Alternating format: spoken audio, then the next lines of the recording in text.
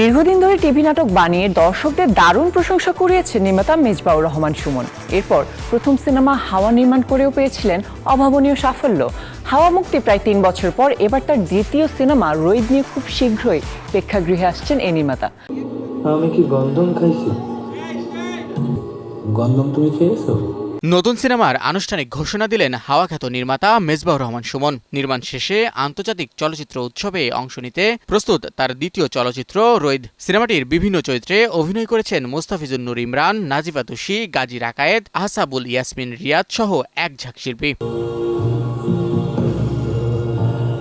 মঙ্গলবার সন্ধ্যায় রাজধানীর বেইলি রোডে পার্বত্য চট্টগ্রাম কমপ্লেক্স অডিটোরিয়ামে আড়ম্বরপূর্ণ এক অনুষ্ঠানের মাধ্যমে অবমুক্ত করা হয় রোদের ট্রেলার, যেখানে উপস্থিত ছিলেন সিনেমাটির সকল কলাকুশলীরা। ভিন্ন ঘরানার এই কাজটি নিয়ে দারুণ উচ্ছ্বসিত এর অভিনয় শিল্পীরাও। আমাকে আমার ডিরেক্টর বলেছিলেন যে এই চরিত্রটা হতে হলে একটু কষ্ট করতে হবে, মানে সৌন্দর্য সবকিছু ভুলে যেতে হবে, জীবনটাকে একটু আলাদা করে রাখতে হবে। অ্যাক্টরকে তো আসলে ডিরেক্টরের ভিশনকে পোর্ট্রে করতে হয় আসলে। তো আমরা ডিরেক্টরের ভিশনকে পোর্ট্রে করার জন্য ওখানে গিয়েছি এবং ডিরেক্টর যেভাবে পোর্ট্রে করতে চেয়েছেন আমরা সেইভাবে চেষ্টা করেছি। একটি চলচ্চিত্র তখনই ইন্টারন্যাশনাল হয় যখন এটা লোকাল হয়ে ওঠে। এই রোদ অসাধারণ একটি নতুন মাত্রা যোগ করতে যাচ্ছে আমাদের চলচ্চিত্র। আমি বিশ্বাস করি যে আমি যেই গল্প বলতে চাই, এই আমাদের অঞ্চলে আমার মানুষকে যেভাবে দেখা হয়, শহর মফস্বল গ্রামের, আমি তাদের কে সবচেয়ে বেশি রিলেট করতে পারি, তাদের গল্প সবচেয়ে বেশি বুঝতে পারি,